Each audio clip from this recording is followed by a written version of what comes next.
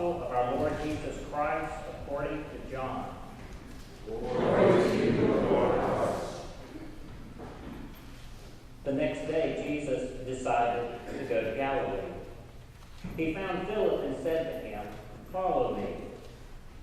Now Philip was from Bethsaida, the city of Andrew and Peter.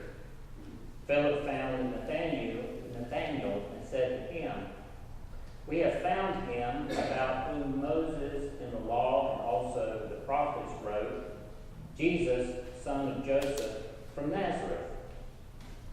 Nathanael said to him, "Can anything good come out of Nazareth?" Philip said to him, "Come and see." When Jesus saw Nathanael coming toward him, he said to him, "Here is truly an Israelite in whom there is no deceit." Nathanael asked him, "Where did you get to know me?" Jesus answered, "I saw you under the fig tree before Philip called you." Nathanael replied, "Rabbi, you are the Son of God. You are the King of Israel." Jesus answered, "Do you believe because I told you I saw you under the fig tree? You will see greater things than these." And he said to him, "Very truly I tell you, you will see heaven opened and the angels of God ascending and descending upon the Son of Man." The Gospel of the Lord. Praise to you, Lord Christ.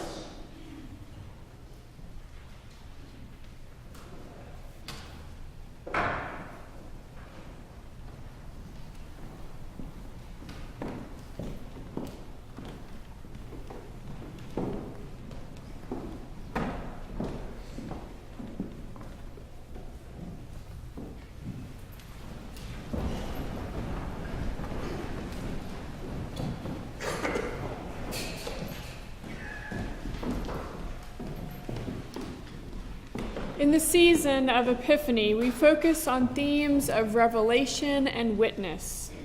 We talk of stars and wise men and gifts. We celebrate Jesus as the light coming into the world, and we ask how Christ's light still shines for us today, and how we can help to refract that light to those around us. Today, both the passage from 1 Samuel and the passage from John are stories of God's call on individuals' lives. The stories are very different, but they bear looking at side by side this morning. Hearing the stories of how God has spoken to others often helps us to see the ways that God may be speaking to us today. I've always loved the story of the call of Samuel that we find in our Old Testament passage today. I love it for its surprises, its plot twists, and its image of what it means to hear the call of God in one's life. We're told right off that Samuel was a boy, a youth, ministering to the Lord under Eli. This was sort of an apprenticeship type scenario. You may remember from the first 2 chapters of 1 Samuel that Samuel is the son of Hannah, a woman who, in desperation to conceive, promised God that if she did conceive, she would dedicate her son to the Lord. She conceived Samuel, and at the appropriate time brought him to the temple to serve God there. We now find Samuel a young man working in the temple, but not yet as a priest or a prophet. Meanwhile, Eli, the priest whom Samuel is working under, is advancing in age. His 2 adult sons are also priests, but we're told that they are corrupt. Eli attempts to convince them to give up their evil ways, but does not succeed. Our passage this morning then opens by telling us that the word of the Lord was rare in those days. Visions were not widespread. This opening line is significant to set the stage for the story that follows. We're so used to the Old Testament telling us stories of God speaking with the Israelites that this line catches us off guard. It reminds us that the types of communication from God that we've come to expect were not always consistent. The prophets and the psalmist will often remind us of this by the way that they plead to God to speak or to act. But rarely do we come across a statement that is as blunt about God's silence as this one. The word of the Lord was rare in those days. Visions were not widespread. This introduction also serves to help us set the stage for why Samuel would not recognize the voice of God when God spoke to him.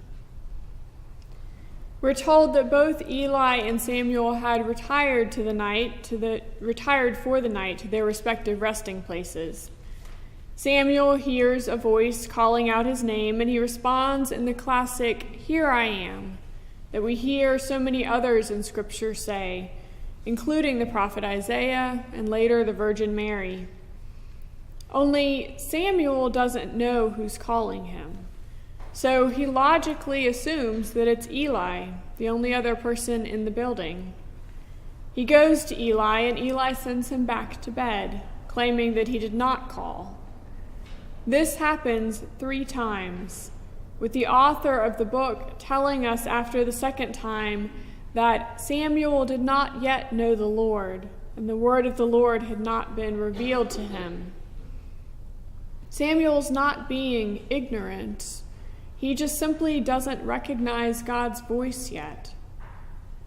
But Eli did realize what was happening, and he instructed the boy on how to respond the next time. I imagine Samuel returning to his bed with those instructions from Eli and feeling a deep sense of excitement and fear and reverence all mixed together.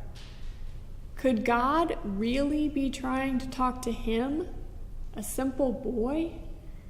And why would God be calling him when Eli, the priest, was in the next room?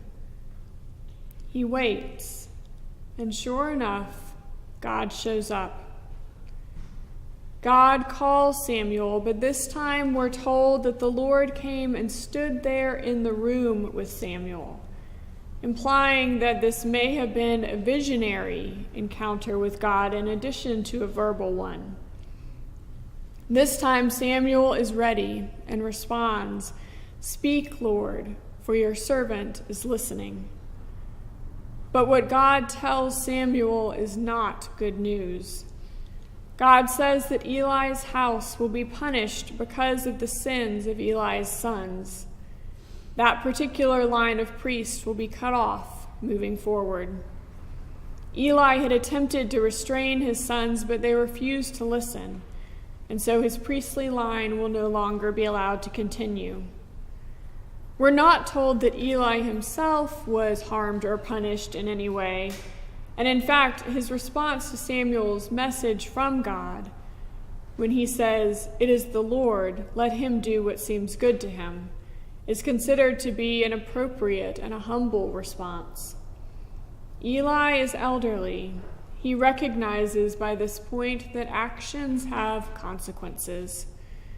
Because of his son's actions, God has chosen not to continue speaking through Eli's own sons, but rather to begin speaking through Samuel, Eli's apprentice.